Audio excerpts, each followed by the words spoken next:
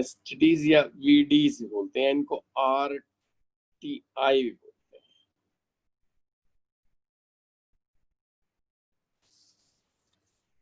बहुत सारे नाम हैं।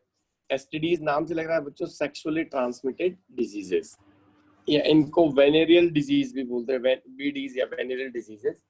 और आरटीआई रिप्रोडक्टिव ट्रैक्ट इन्फेक्शन, ये राइट टू इंफॉर्मेशन नहीं है भाई, रिप्रोडक्टिव ट्रैक्ट इन्फेक्शन मतलब रिप्रोडक्टिव ट्रैक्ट यानी रिप्रोडक्टिव ट्रैक्ट का इन्फेक्शन हो जाए। ठीक है बच्चों, नाम से लग रहा है देखो सेक्सुअली ट्रांसमिटेड डिजीजेस। सर हाँ बेटा। सर मुझे नहीं मिले नोट्स, मेरे पास नहीं है। अच्छा तुम्हें नहीं मिले बेटा? सर किस पे भेजे आपने? अच्छा इस वाले ग्रुप में कर देता हूँ सब फॉरवर्ड एक बार, है ना, क्लास के बाद कर देता हूँ। ये रोहन कर देगा बेटा, है ना, इस वाले ग्रुप में कर देना।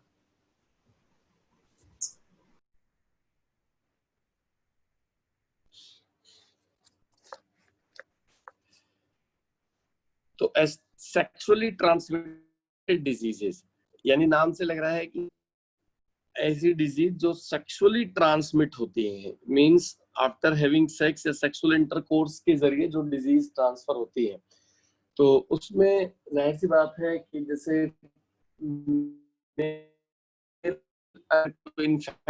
सिंपल जानते हो एड्स है, एड्स सेक्सुअल है, हेपेटाइटिस है, ऐसे ऐसे बहुत सारी और भी डिजीजेज हैं। तो मेल टू फीमेल, अगर मेल इन्फेक्टेड है तो उससे फीमेल में ट्रांसफर हो सकती है, फीमेल इन्फेक्टेड है तो उससे मेल में ट्रांसफर हो सकती है। तो कुछ सर्टेन पैथोजन है जो सेक्सुअल रूट के जरिए ट्रांसफर हो सकते हैं। इनमें अगर हम सिम्टम की बात करें तो एसटीडीज के सिम्टम्स की बात करें तो जैसे जो जेनाइटल्स होते हैं लाइक पेनिस है, वेजाइना है, वहां पर ना अल्सर्स डेवलप हो सकते हैं अगर डिसऑर्डर आ जाता है। तो अल्सर्स ऑन जेनाइटल्स, अल्सर्स मतलब जख्म बनना, इचिंग हो सकती है वहां पर, इचिंग खुजली होना ऑन जेनाइटल्स। इसके अलावा जो इंपॉर्टेंट है देखो पीआईडी, ये पीआईडी एक टर्म है बच्चों जिसको हम बोलते हैं pelvic inflammatory disease. Pelvic inflammatory, pelvic का मतलब होता है पेल्विस रीजन, तुम समझते हो पेल्विस रीजन जो हमारा एब्डोमेन का जो लोअर पोर्शन है ना बच्चों, lower most part of abdomen जिसे हम पेडू बोलते हैं। तो इन्फ्लेमेटरी यानी उसमें इन्फ्लेमेशन हो जाए। तो अगर, तो जाहिर सी बात है जैसे तुम समझते हो तो जितने भी रिप्रोडक्टिव ऑर्गन्स होते हैं तो वो उस पेल्विस क्षेत्र में ही तो होते हैं, यानी पेल्विस रीजन में ही तो होते हैं। तो जैसे तो उसमें इन्फ्लेमेशन आ जाएगा। तो जैसे फैलोपियन ट्यूब फीमेल की मैं बात करूं तो वहां उसमें इन्फ्लेमेशन होना, यूट्रस है उसमें इन्फ्लेमेशन समझ रहे हो ना तुम, सूजन आ जाना, तो उसमें सूजन आ जाना, स्वेलिंग आ जाना, फैलोपियन ट्यूब पर ओवरी में स्वेलिंग आ जाना। तो उससे पता है क्या हो सकता है, उससे इनफर्टिलिटी हो सकती है। इनफर्टिलिटी मींस वो जो फीमेल है वो मां नहीं बन सकती, इनफर्टिलिटी।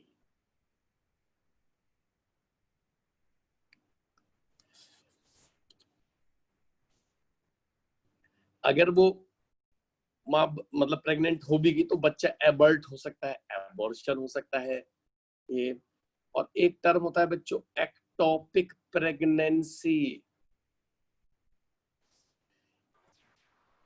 एक्टोपिक, एक्टो का मतलब होता है आउटसाइड, बाहर, ओपिक हम सिंपल बोल देते हैं यूट्रस, मतलब यूट्रस के बाहर, प्रेगनेंसी आउटसाइड।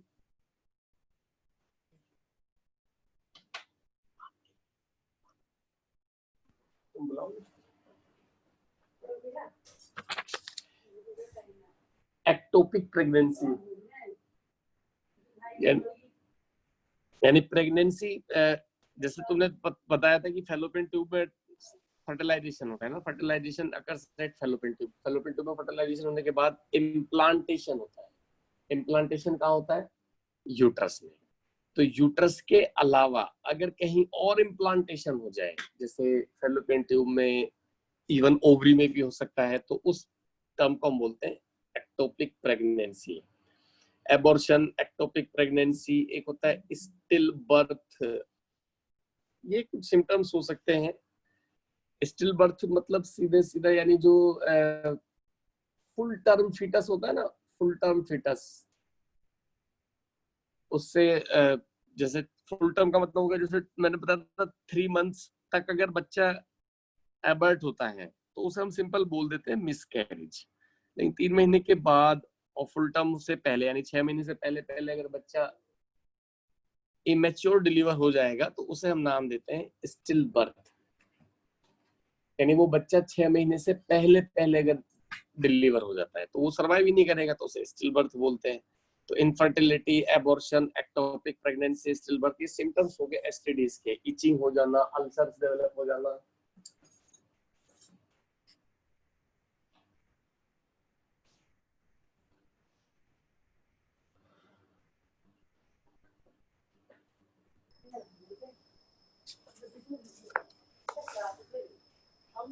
अब देखो ये ठीक है, यहाँ तक चीजें क्लियर होगी मेरे बच्चों।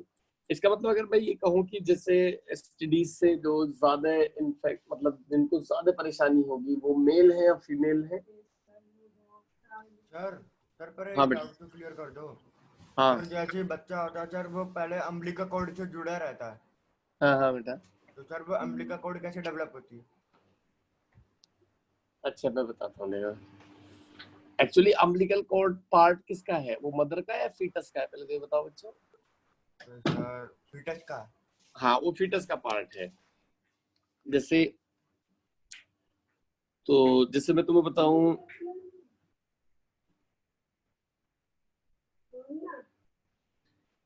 हार्ट है ना, हार्ट के हमारे 4 चैम्बर होते हैं, ठीक है। यहाँ से ये जो एओर्टा जाता है, जो ये मान लो फीटस का हार्ट है, ठीक है। तो इससे ना, इससे एक ब्लड वेसल्स निकली, ये निकली, ये ब्लड सप्लाई कर रहा है हार्ट की, इसको हम एओर्टा बोलते हैं। इससे एक ब्लड वेसल निकली बच्चों, ये निकल गई। ये इस एओर्टा से जो एक ब्लड वेसल निकलती है, ये ना उसके जो नेवल जहां नाभि होती है तो वहां वो निशान सा रहता है, वहां से ये ब्लड वेसल्स निकलकर आगे की तरफ बढ़ती जाती है, बढ़ती जाती है, बढ़ती जाती है, ये जाती चली गई, ये आगे, ये बाहर की तरफ निकल गई। अब जो बेबी है तो यानी ये मदर का यूट्रस है मान लेते हैं ना, और मदर के यूट्रस की ब्लड वेसल्स है, तो ये वहां जाकर कैपिलरीज यानी इससे छोटी छोटी कैपिलरीज निकलेंगी और वो इस मदर के ब्लड में समझ, ये इससे दो निकलती हैं ऐसे, ये चलिए। अब बताओ, देखो ये यहाँ, अब ये इसमें ये किसका ब्लड है बच्चों? देखो यहाँ मैं कहूँ ये तो मदर का ब्लड है ना, और इन कैपिलरीज के अंदर किसका ब्लड है? ये बच्चे का ब्लड है। देखो मदर का और बच्चे का ब्लड कभी मिक्स नहीं होता। अब जो भी मदर के ब्लड से जो ऑक्सीजन है वो इस बच्चे के ब्लड में आ जाएगी ऐसे, और यहाँ से जो कार्बन डाइऑक्साइड है वो मदर के ब्लड में आ जाएगी, और जो भी जितने भी वेस्ट हैं तो वो बच्चे के ब्लड से माँ के खून में आ जाती है। अब यहाँ से ये फिर वापस चल पड़ी, तो देखो ये गई एक वापस। तो देखो मेरे बच्चों, ये जो ना, ये इसी को अम्बिलिकल कॉर्ड बोलते हैं, अम्बिलिकल कॉर्ड। तो मुझे बताना जरा, यानी इधर से तो ये ब्लड जा रहा है, ये रहा, और ये ब्लड आ रहा है, ये रहा। जो ब्लड इधर से जा रहा है बच्चों, ये, और जो वापस आ रहा है, इसमें ऑक्सीजन ज्यादा होगी। जो ब्लड, बताओ मैं इसको लिखता हूँ 1 2 3, यानी 2 3 तो ब्लड को ले जाती है मदर के ब्लड अम्बिलिकल कॉर्ड में, और 1 वापस लेकर आती है। Yes sir. हाँ तो बताओ बच्चों, 3 में ऑक्सीजन ज्यादा होगा। ऑक्सीजन किस में ज्यादा होगी, 2 3 में या 1 में? 1 में। हाँ शाबाश। और कार्बन डाइऑक्साइड किस में ज्यादा होगी बच्चों, मतलब 2 और 3 में। 2 3 में। तो सारे वेस्ट ये सब समझ गए। तो यानी माँ की ब्लड, माँ की साइड से जो ब्लड आ रहा है देखो ये आ रहा है, तो इसमें से इनको मैं 3 नहीं, इनमें से 2 एक जैसी है, 2 3 एक अलग है। तो इनको एक अम्बिलिकल वेन, अम्बिलिकल आर्टरी में कहूंगा। बताओ ना जरा 2 3 क्या है, अम्बिलिकल आर्टरी या अम्बिलिकल वेन? Umbilical when. और 1 क्या है? 1 आर्टरी। कैसे बताया तुमने सर? सर कैसे बता दो, क्या मतलब है सर? वो तो पहले मदर के ब्लड के अंदर गया, हाँ फिर वापस आया, तो सर वो आर्टरी नहीं बन जाएगी?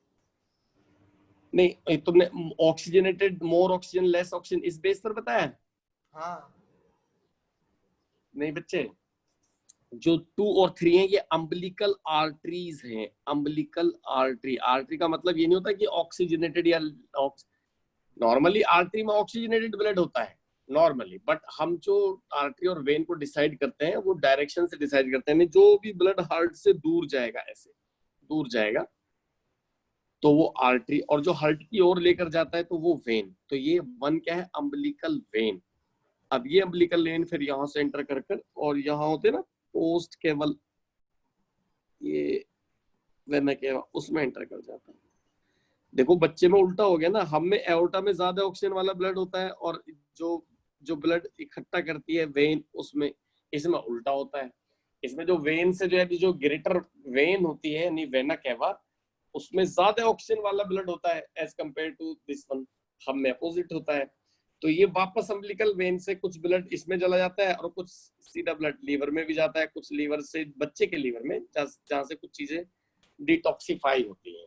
तो ये अम्बिलिकल कॉर्ड है। तुम्हें ऐसे कुछ ऐसे बहुत ज्यादा जरूरी है नहीं बच्चों। देखो अम्बिलिकल कॉर्ड एक कनेक्शन है। Umbilical cord connects foetus with mother, और यानी प्लेसेंटा हम बोल सकते हैं।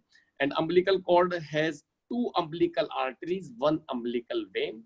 Umbilical arteries carry blood from fetus to the mother, and umbilical vein return the blood into the fetus.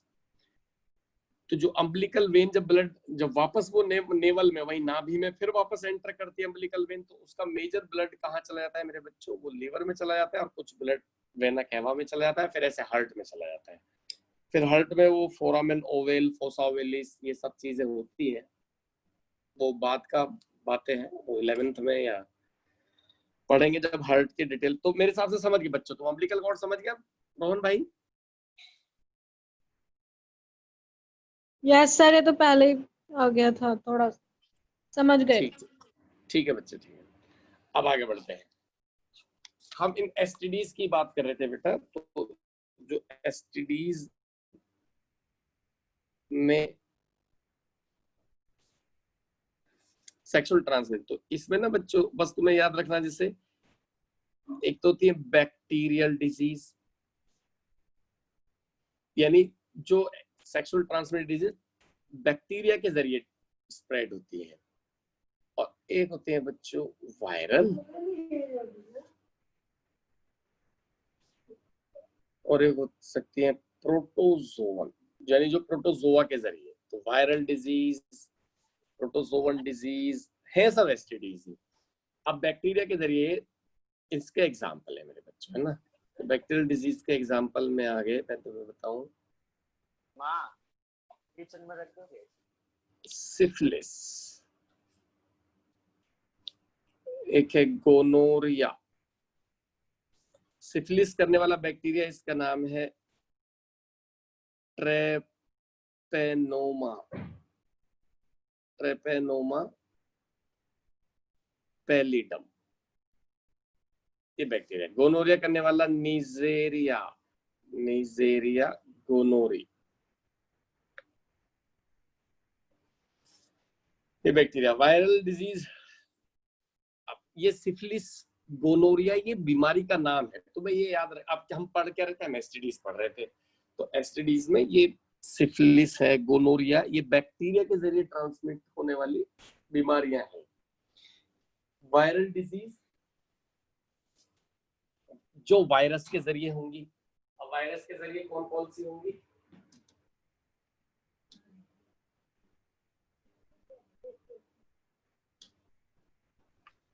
तो वायरस के जरिए ट्रांसफर होने वाली डिजीजेस, उनकी बात करेंगे। तो जैसे तुम जानते हो बच्चों, एड्स है, हेपेटाइटिस बी है, एड्स को करने वाला वायरस तुम जानते हो बच्चों, HIV, human immunodeficiency virus. Hepatitis, hepatitis virus ही होता है। इसमें एक आता है जेनाइटल वार्ड्स। जेनेटल ऑर्गन पर ना वार्ड्स बोलते हैं मस्से टाइप, ऐसे मस्से से हो जाते हैं। तो जेनेटल वार्ड्स, एक है जेनाइटल हर्पिस। तो जेनाइटल हर्पिस ह्यूमन, ये जेनेटल वार्ड्स की बात करते हो मैंने पहले, HPV ये है ह्यूमन पेपिलोमा वायरस, और genital herpes herpes simplex virus.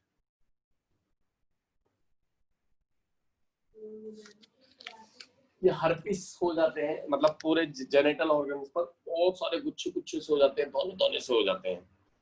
तो human papilloma virus, genital warts. तो तुम्हें याद ये रखना है बच्चों, ये वायरल डिजीज है जो वायरस करता है। एड्स वायरस करेगा, hepatitis, genital ward, genital herpes. और प्रोटोजोआ से होती है ट्राइकोमोनास वेजाइनैलिस, ट्राइकोमोनास वेजाइनैलिस। ये एक प्रोटोजोवन है और बीमारी का नाम होता है ट्राइकोमोनियासिस या लिकोरिया। ये करता है प्रोटोजोवन। ठीक है बच्चों, और इतनी ज्यादा डिटेल में इनकी, हालांकि इनके सबके अलग अलग भी है, बट इवन 12th में भी इनके कुछ सिम्टम्स या क्योर ऐसा कुछ नहीं है। बस इतना ही है कि बैक्टीरिया से कौन सी होती है, वायरस से कौन सी होती है। तो एसटीडीज होने के चांसेस जो सबसे ज्यादा होते हैं, तो वो जैसे 15 ईयर से लेकर अगर हम बात करें 24 ईयर तक, तो 15 से 24-25 साल तक ये जो एज है, इस एज तक एसटीडीज होने के चांसेस बहुत ज्यादा हैं। तो सेक्सुअल ट्रांसमिटेड डिजीजेस, इनको रोका कैसे जा सकता है, तुम समझ सकते हो। ये सब चीजें अब यहाँ क्या बताएं ना, तुम्हें पता ही है बच्चों कि एसटीडीज, सेक्सुअल ट्रांसमिटेड डिजीजेस, कुछ प्रिकॉशंस यूज करेंगे जिससे कि जो सेक्सुअल ट्रांसमिटेड डिजीजेस हैं वो ट्रांसफर ना हो पाए, लाइक कॉन्डम्स वगैरह वो सब। तो ये एसटीडीज। बस एक टर्म और है जो तुम्हारी बुक में है, थोड़ा एक टर्म होता है बच्चों MTP, medical termination of pregnancy.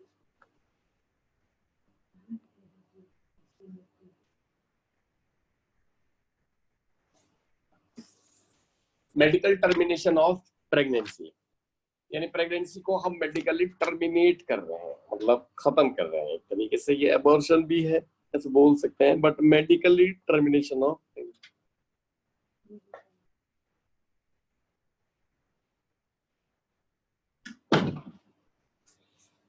MTP की जरूरत क्यों पड़ती है? देखो बच्चों, पहले ये बताते हैं, ये समझते हैं। एमटीपी क्या ऐसे कोई भी करा सकता है? ये लीगल है या इलीगल है? सोचो जरा। अगर इसके ना, देखो होता क्या है कि अक्सर जो एबॉर्शन कराया जाता है, तो जैसे हरियाणा में तो सबसे ज्यादा, राजस्थान, हरियाणा, इनमें हालात खराब हैं। यहाँ पर जैसे लड़के की चाहत में अगर फीमेल फिटिसाइड, फीमेल अगर डेवलपिंग बेबी गर्ल है तो उसको एबर्ट किया जाता है। ऐसे छोटे जो नैरो माइंडेड लोग होते हैं, वो सब, उनकी सोच होती है ऐसी। एनीवे, तो मेडिकल टर्मिनेशन ऑफ प्रेगनेंसी। लेकिन मेडिकल टर्मिनेशन एमटीपी को ना लीगल भी करा गया है कि आप करा सकते हैं। लेकिन ये पता है कैसे कराते हैं? जैसे अल्ट्रासाउंड कराया गया, तो अल्ट्रासाउंड कराया तो उसमें पता चला कि जैसे बेबी का एक हैंड डेवलप नहीं हुआ, या बेबी का बहुत मेजर डिफेक्टिव है उस बेबी में, अल्ट्रासाउंड से पता चला, या उसमें कोई ऐसा जेनेटिक डिसऑर्डर है जो क्योरेबल नहीं है, तो उस सिचुएशन में डॉक्टर इजाजत देते हैं कि हाँ, आप प्रेगनेंसी को टर्मिनेट करा सकते हैं। तो उस सिचुएशन में एमटीपी लीगल है एक तरीके से, बट एमटीपी को फीमेल फिटिसाइड के केस के तौर पर देखा जाए तो ये फिर इलीगल है। अच्छा ये बताओ जरा, एमटीपी को अगर कराए भी, डॉक्टर रिकमेंड भी करे, तो कब तक करेगा? नहीं, एमटीपी कब तक सेफ है? जैसे प्रेगनेंसी के जो 9 मंथ्स हैं, तो शुरू के 3 महीने, फिर सेकंड ट्राइमेस्टर या लास्ट के 3 मंथ्स, कब सेफ हो सकती है एमटीपी? जिससे कि सर फर्स्ट के 3 मंथ। हाँ, तो MTP is safe during first trimester यानी शुरू के 3 मंथ्स में एमटीपी से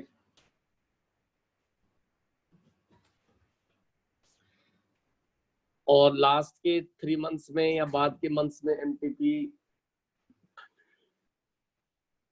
एमटीपी बहुत ज्यादा अनसेफ है बेसिकली, क्योंकि उस टाइम पर जो बच्चा है वो पूरी तरीके से डेवलप हो जाएगा, और जो बच्चा डेवलप होगा तो वो माँ के साथ पूरी तरीके से इंटीमेट हो जाता है।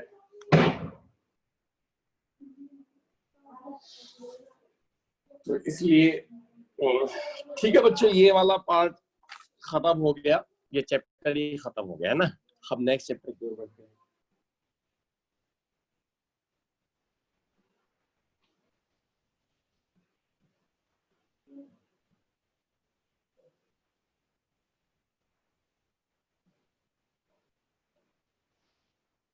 Heredity and evolution. हेरिडिटी वाला पोर्शन ऑफ बॉडी वाले सब तो मैं डील कर लेंगे, मैं इवोल्यूशन वाला पार्ट पढ़ाता हूँ, मैं समझाता हूँ।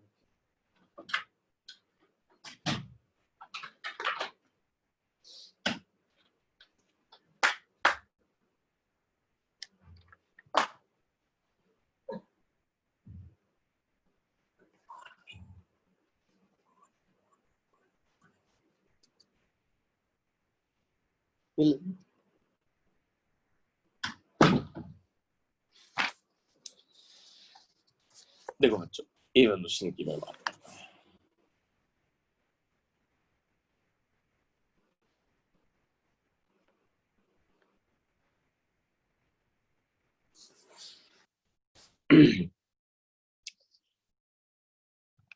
इवोल्यूशन में जो जो चीजें हैं उनको तुम ऐसे समझो जैसे क्या क्या चीजें मेंशन की गई हैं बुक में, उसमें ओरिजिन ऑफ लाइफ। लाइफ अगर तुम सोचो जरा, तुम खुद ऑब्जर्व करो, कभी ऑब्जर्व क्या करो कि हम कैसे आ गए इस धरती पर, हम कब आए, कैसे आ गए।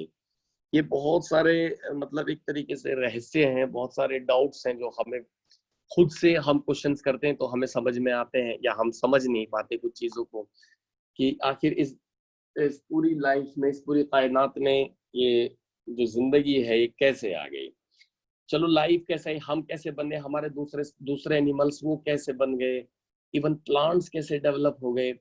चलो ये तो लाइफ की बात है, तो नॉन लिविंग थिंग कैसे बन गई, ये रिवर्स, ये माउंटेन, ये ओशंस, इन सब का डेवलपमेंट कैसे हो गया। इनका हो भी गया तो फिर इस हमारी पूरी अर्थ कैसे बन गई, अर्थ कहाँ है, हमारे एक सोलर सिस्टम कैसे बन गए, वो एक गैलेक्सी कैसे बन गई, पूरा यूनिवर्स कैसे बन गया। ये बहुत सारे अनसुलझे रहस्य हैं जिनको काफी हद तक साइंटिस्ट ने इनको एक्सप्लेन करने की कोशिश की है टाइम टू टाइम। तो इस चैप्टर में हम उसी बात को पढ़ेंगे बच्चे, है ना, ओरिजिन ऑफ लाइफ। फिर हम पहले मंकी जैसे थे, या हमारे एंसेस्टर मंकी जैसे थे या चिंपैंजी जैसे थे, तो हम में कुछ ऐसी निशानियां मौजूद हैं, कुछ ऐसे एविडेंसेस हमारी बॉडी के अंदर हैं जिससे पता चलता है कि हाँ हम ऐसे थे, मतलब हम फिश लाइक थे, हम कभी फ्रॉग लाइक थे, या हम मंकी लाइक थे।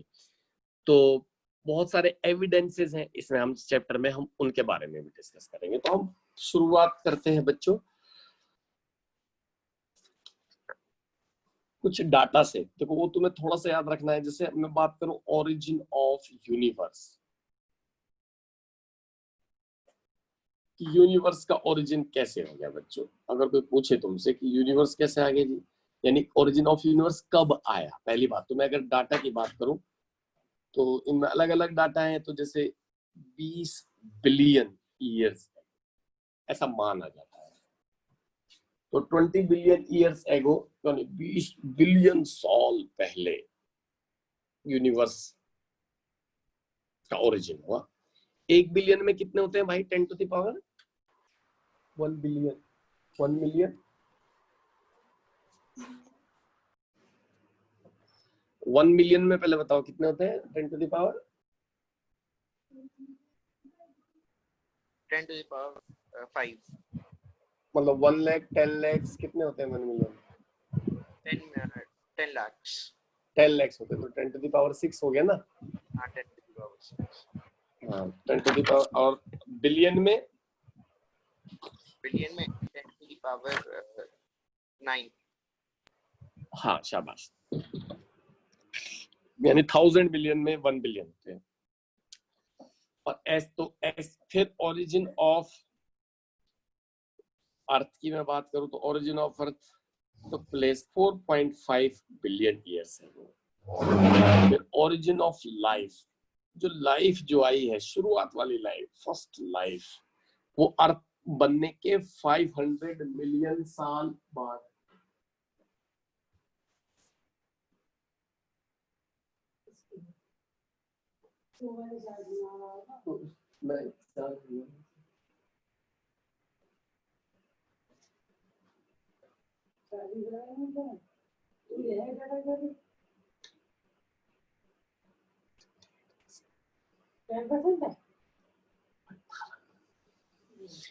तो ओरिजिन ऑफ लाइफ अर्थ बनने के ना 500 मिलियन साल बाद, 500 मिलियन साल बाद का मतलब हो गया 4 billion years ago life I.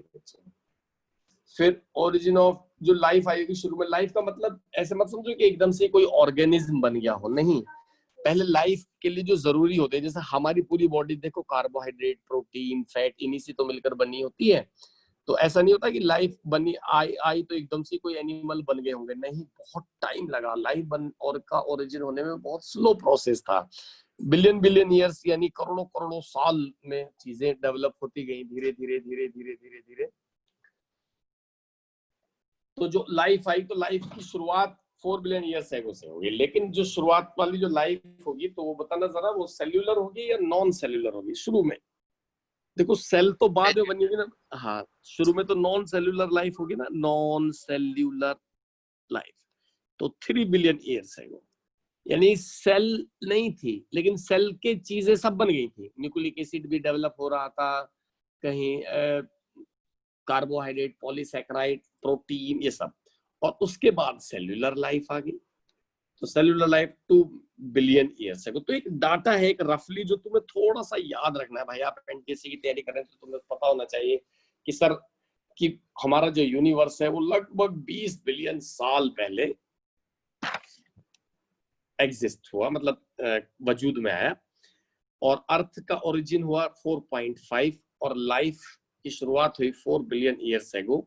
शुरू में non cellular life 3 billion years ago तक आते आते पूरी नॉन सेल्यूलर लाइफ की सब कुछ बन गया, और cellular life 2 billion years ago. तो ये तो बातें हुई, तो आ कैसे गई? तो उनके अब लाइफ आ तो गई। तो universe of origin of universe है वो रिलेटेड थ्योरी तुम्हें पता है ना, शायद एसएसटी में तुमने पढ़ी होगी, ज्योग्राफी वगैरह में। बिग बैंग थ्योरी पढ़ी है बच्चों? पढ़ी नहीं है सर, नाम सुना है। Yes sir. हाँ, किसमें कौन सब्जेक्ट में पढ़ते हैं? शायद तुम, मैंने एसएसटी में किसी में पढ़ते तो होंगे, या साइंस में कुछ। सर साइंस में एक बार सोलर सिस्टम चैप्टर आया था, उसमें सबसे पहले बिग बैंग थ्योरी। अच्छा, वो 9th में या इसी में 10th में? सर 8th में था। अच्छा, देखो मैं तुम्हें थोड़ा सा बताता हूँ। तो big bang theory, big bang theory, इसको देने एबिली मैत्रे एक साइंटिस्ट थे, इन्होंने इसको समझाने की कोशिश की। देखो इन्होंने क्या बताया था कि कोई एक बहुत ह्यूज मास था, देयर वाज ए ह्यूज मास। अब ये कहां से आ गया कौन जानता है, मतलब ये ह्यूज मास, ये बहुत बड़ा मास था। मतलब कई अर्थ तुम सोच सकते हो, यूनिवर्स जिससे बना तो कितना बड़ा रहा होगा। तो इस ह्यूज मास में ना थर्मोन्यूक्लियर एक्सप्लोजन हो गया। थर्मोन्यूक्लियर एक्सप्लोजन मतलब विस्फोट हो गया, इतना बड़ा विस्फोट हो गया इसमें। न्यूक्लियर मतलब तुम समझने, यानी बियॉन्ड द इमेजिनेशन, यानी अनइमेजिनेबल, मतलब जिसको आप इमेजिन भी नहीं कर सकते, ऐसा इसमें एक्सप्लोजन हुआ। और एक्सप्लोजन होकर इसके छोटे छोटे टुकड़े ये छिटक कर चले गए, दूर बिखर गए। और उसमें गैसेस भी थी और धूल भी था, तो डस्ट पार्टिकल और ये सब ऐसे करते करते ये ना फैलने लगे, ये धूल मिट्टी, ये डस्ट पार्टिकल अब पता है कैसे हैं? मतलब ये dust particle, clouds, gaseous clouds, ये सब, ये डस्ट पार्टिकल ऐसे समझो जैसे हमारी अर्थ, भाई तुम ऐसे समझो जैसे चौक होती है ना, चौक को तुम ऐसे तोड़ो तो चौक को तोड़ते ऐसे छोटे छोटे टुकड़े से नहीं बिखर जाएंगे। तो वो छोटे छोटे टुकड़े वो ऐसे समझो जैसे बहुत बड़ा ह्यूज मास अगर खत्म हो गया मतलब टूटा, तो इसके जो डस्ट पार्टिकल थे वो ऐसे समझो जैसे अपनी अर्थ है, सन है, इस टाइप से। तो ये जब एक्सपेंड हो रहा था, फैल रहा था, तो थोड़ा थोड़ा टेम्परेचर थोड़ा सा कम भी हुआ। और कुछ अब जैसे हुआ क्या कि जैसे कुछ गैसेस, कुछ पार्टिकल थे, डस्ट पार्टिकल और गैसेस क्लाउड्स, इनमें ना कंडेंसेशन हुआ। ऐसे कंडेंसेशन मतलब फोर्स एक जगह इकट्ठे हुए due to their gravitational force. तो ये एक जगह कंडेंस्ड हो गए, एक इकट्ठा हो गए। तो एक जगह कुछ यहाँ इकट्ठा हो गए, कुछ डस्ट पार्टिकल उनके गैसेस क्लाउड एक जगह यहाँ इकट्ठा हो गया, ऐसे ऐसे ऐसे इकट्ठे होते चले गए। तो ऐसे ना ये गैलेक्सीज बन गई, गैलेक्सीज। अच्छा, अब तो क्वेश्चन कुछ नहीं आएगा, क्वेश्चन तो सिर्फ यही आता है कि भाई यूनिवर्स के ओरिजिन के रिगार्डिंग थ्योरी का नाम बताओ, तो आप क्या देंगे? Big bang. अब फिर गैलेक्सीज, मिलियंस ऑफ गैलेक्सीज हैं, लाखों गैलेक्सीज हैं, और अपनी गैलेक्सी का नाम क्या है? अपनी सर मिल्की वे। हाँ, अपनी गैलेक्सी मिल्की वे।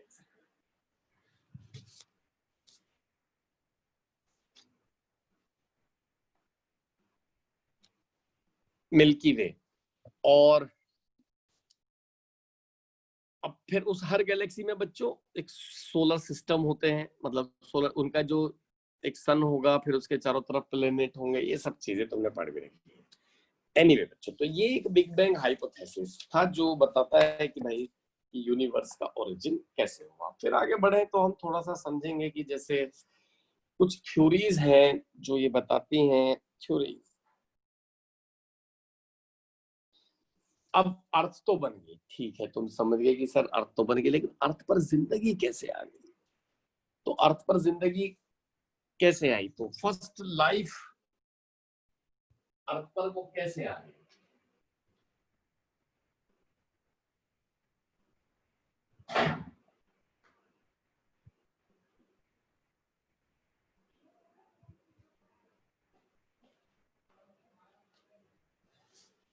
तो फर्स्ट लाइफ अर्थ पर कैसे आ गई, इसके रिगार्डिंग बहुत सारे अलग अलग थ्योरीज थी, अलग अलग थ्योरीज। उसमें सबसे पहली थ्योरी को जो मैं अगर मैं डिस्कस करूं तो थ्योरी ऑफ एबायोजेनेसिस या स्पॉन्टेनियस क्रिएशन।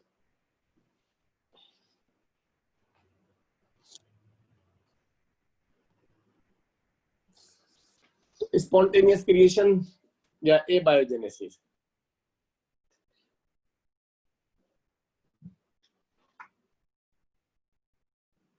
नाम से लग रहा है बच्चों, ए का मतलब होता है विदाउट, बायो मीन्स लाइफ, यानी जो लाइफ ओरिजिनेट हुई वो नॉन लिविंग थिंग से हो गई।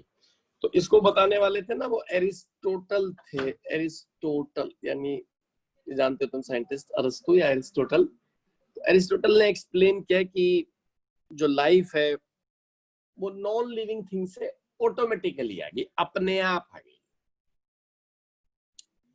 अपने आप इन द सेंस कि जैसे ये बताते थे कि भाई जो नाइल रिवर है उसमें उनकी मड में अब फ्रॉग डेवलप हो जाते हैं, स्नेक्स डेवलप हो जाते हैं।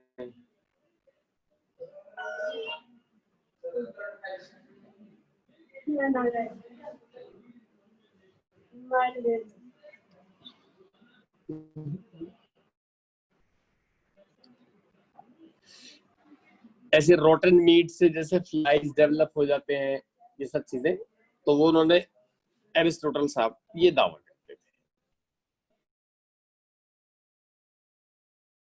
हालांकि इनकी बात हेलमोंट एक साइंटिस्ट थे, ये वॉन हेलमोंट, इन्होंने बताया। तो वॉन हेलमोंट ये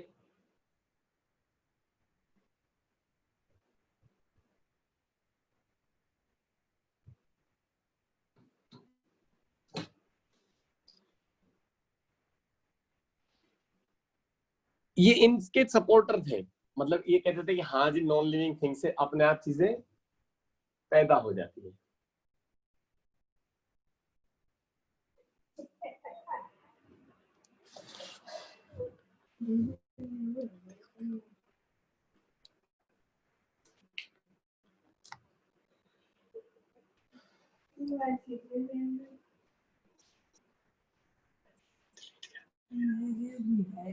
कॉन्टेक्ट में दिखा दूंगा आपको,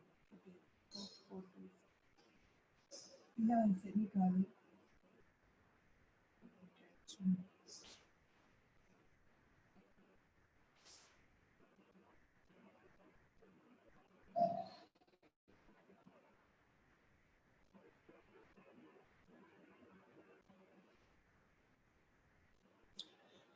तो वॉन हेलमोंट ने क्या किया, वॉन हेलमोंट ने एक एक्सपेरिमेंट किया, ये प्रूव किया कि भाई हाँ कि अरस्तु साहब आप बिल्कुल सही कह रहे हैं कि जो चीजें हैं वो ऑटोमेटिकली डेवलप हो जाया करती हैं।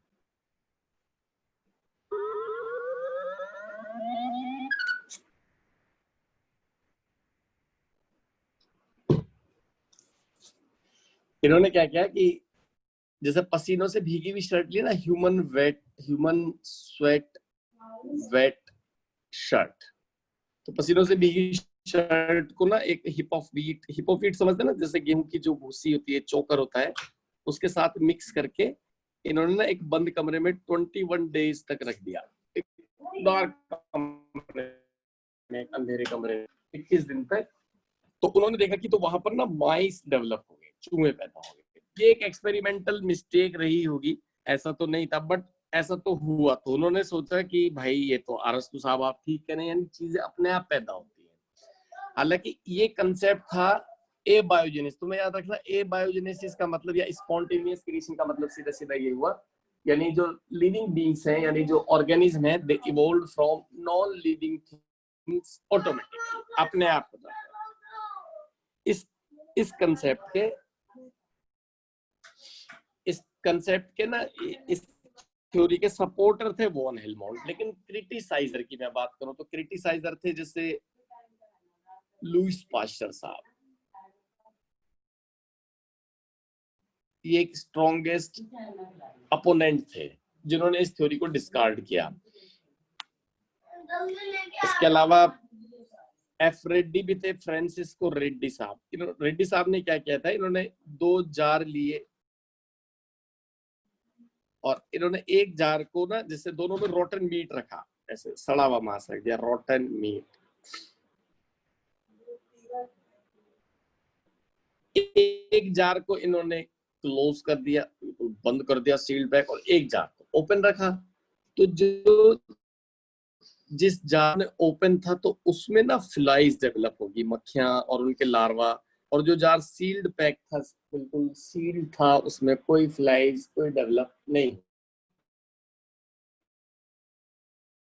पता है, ये समझा जार ओपन था तो उसमें बाहर से फ्लाइज अंदर आ गई और दे लेड एग्स ओवर देयर, और वहां से हैचिंग होने के बाद मक्खियां और नए नए लार्वा इवॉल्व हो गए। लेकिन जो जार सील्ड था तो उसमें flies could not enter and could not lay eggs over there. तो सीधा सीधा इसका क्या मतलब हुआ कि भाई जो लिविंग यानी जो ऑर्गेनिज्म है वो लिविंग बीइंग से ही इवॉल्व होते हैं। इसमें लुईस पास्चर साहब का एक्सपेरिमेंट बहुत अच्छा एक्सपेरिमेंट रहा। इन्होंने क्या किया था कि जैसे इन्होंने एक बहुत लंबी लॉन्ग नेक वाला फ्लास्क लिया और उस फ्लास्क की नेक को हीट करके ना उसको ऐसे बेंट कर दिया एस शेप में। इसको बोल देते हैं एस स्वान नेक्ड फ्लास्क।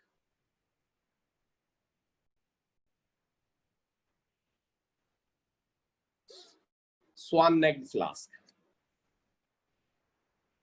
अब ब्रोथ लिया, ब्रोथ बोलते हैं बैक्टीरिया या दूसरे माइक्रो ऑर्गेनिज्म के लिए खाना है, एक तरीके से ब्रोथ, जैसे पॉलीसेक्राइड, ईस्ट, इन सब का एक घोल होता है, मिक्सचर होता है, सॉल्यूशन। अब उन्होंने देखा कि जो ये वाला जो फ्लास्क था, प्री स्टरलाइज फ्लास्क था, मतलब इसको अच्छे से स्टरलाइज कर लिया था।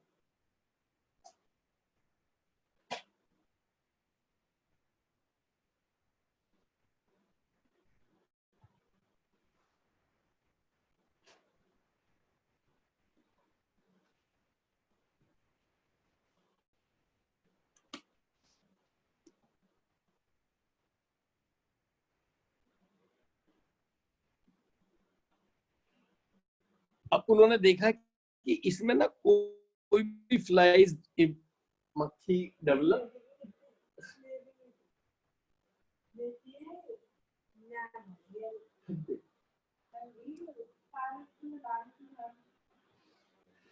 तो देखो पता है क्या क्या उन्होंने कहा था कि बच्चों जैसे जो एयर है तो एयर यहाँ से एंटर करी, यहाँ से एयर एंटर करी, ये एयर आती जाती है, तो उन्होंने बताया कि एयर में ही इम्प्योरिटीज होते हैं। एक्चुअली बात क्या थी कि जैसे साइंटिस्ट थे तो वो क्या कहते थे कि भाई मक्खियां पैदा होती है, तो फिर कुछ साइंटिस्ट ऐसे बोलने लगे थे कि मक्खियां वगैरह तो अपने आप पैदा नहीं होती, लेकिन हाँ बैक्टीरिया वगैरह पैदा होते हैं, छोटे छोटे माइक्रो ऑर्गेनिज्म, स्पोर्स वगैरह ये सब।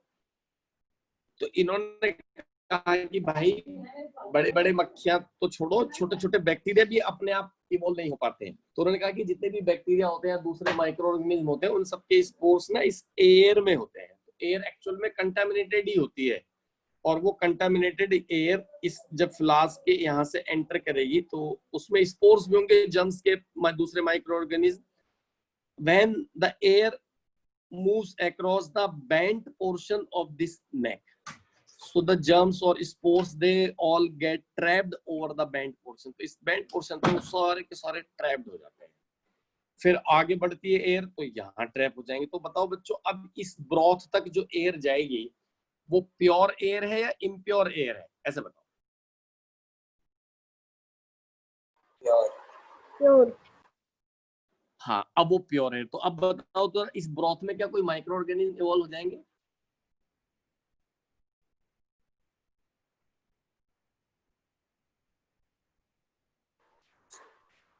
नो सर, नहीं जाएंगे। हाँ, इसमें कोई माइक्रो ऑर्गेनिज्म इवॉल्व नहीं होगा। इसका मतलब क्या हुआ कि जो लिविंग थिंग्स हैं, लिविंग बीइंग्स हैं, वो किससे इवॉल्व होते हैं, नॉन लिविंग थिंग्स से या लिविंग थिंग्स से ही? Non living things.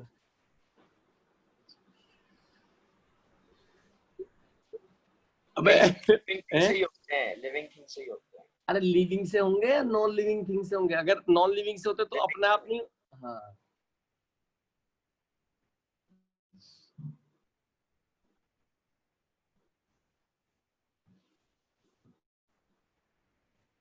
हाँ, तो इसका मतलब इन्होंने, लुईस पास्चर ने finally gave theory of biogenesis. इन्होंने बताया biogenesis, living being arose only from living, जीवोत्पत्तिवाद हिंदी में से बोलते हैं। तो living beings arose only from living beings.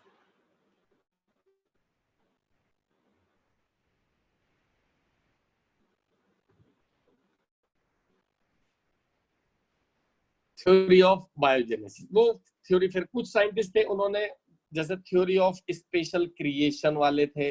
Special creation इनमें मैं नोट शेयर करूंगा, डोंट वरी बच्चों। ये फादर सोरास थे, इन्होंने ये दरअसल स्पिरिचुअल माइंड के थे, इन्होंने बाइबल वगैरह को स्टडी किया, तो इन्होंने रिलीजियस पॉइंट ऑफ व्यू से ये चीजें समझाने की कोशिश की कि जो कायनात है या जितने भी इस कायनात पर रहने वाले हैं, चाहे वो श्रीमाधोपुर के हो, चाहे वो गाजियाबाद के हो, उन सबको ईश्वर ने बनाया है।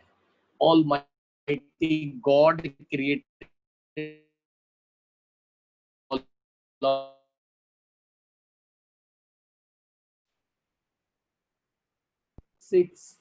6 दिन कायनात को। अब उनमें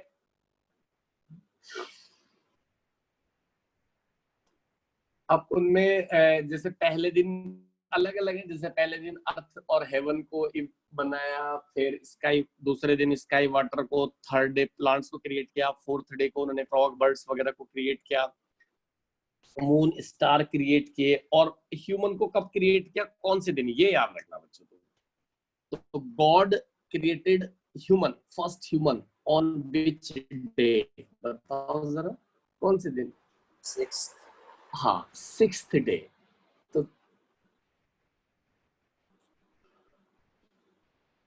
6th डे पर ह्यूमन फर्स्ट क्रिएटेड। तो जो फर्स्ट मैन था बाइबल के अकॉर्डिंग, जो फर्स्ट मैन वो कौन थे? एडम। हाँ, एडम, वो इंग्लिश प्रोनाउंसिएशन है एडम, अरेबिक में आदम, बाबा आदम, आदम अलैहिस्सलाम, ये पहले प्रॉफिट रहे, है ना। तो बाइबल है या कुरान है, उन सब में इसका जिक्र है। और जो फर्स्ट लेडी को क्रिएट किया वो कौन थी? ईव्स। ईव्स। एडम।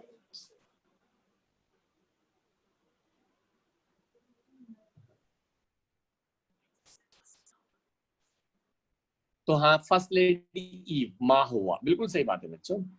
तो वो एडम की ना 12th रिब से मतलब प्रिपेयर किया, क्रिएट की ईश्वर ने, गॉड ने, ऐसा मानते हैं। तो ये सब इस पर यकीन नहीं करते, कुछ है जो इस पर यकीन करेंगे, मतलब जो रिलीजियस सारे, लेकिन ऐसा नहीं, ऐसा तो नहीं मानते। ऐसी हिंदू माइथोलॉजी में भी है। हिंदू माइथोलॉजी में फर्स्ट मैन यानी जो क्रिएटर थे वो कौन थे? ब्रह्मा, है ना। और फर्स्ट मैन जो उन्होंने बनाया वो कौन थे, बताओ हिंदू धर्म के अनुसार? शिव। है नहीं पता। लो भाई, हाँ, फर्स्ट मैन मनु, और फर्स्ट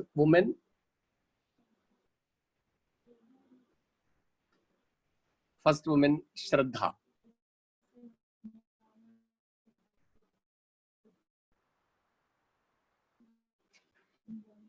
ये बाबा आदम हो या माँ हवा हो, यानी ईव, मनु, श्रद्धा, ये सब अलग अलग हो, तो ये सब हम सब के मम्मी पापा यही है भाई। इसका मतलब हम सब भाई बहन है ना। नहीं भाई, हम एक उन्हीं की औलाद, उन्हीं से दुनिया बस गई। ठीक है बच्चों, ये यहाँ तक हुआ। अब वो कहाँ चले गए? डायनासोर है? वगैरह बीच में, डायनासोर वगैरह कौन कहाँ चले गए? डायनासोर आएंगे भाई। ये तो, अरे ये तुम सोच रहे हो कि आदमी बन गए सर, डायनासोर कहाँ चले गए एकदम?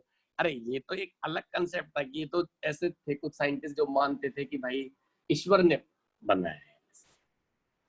लेकिन वो मैं बताऊंगा, डायनासोर का भी टाइम आएगा तब बताऊंगा, समझाऊंगा। ठीक है, समझ में आया भाई जितना समझाए? यस। Yes sir. ठीक है बच्चों, कल मुलाकात होगी फिर। Okay, bye bye. Bye. Bye bye.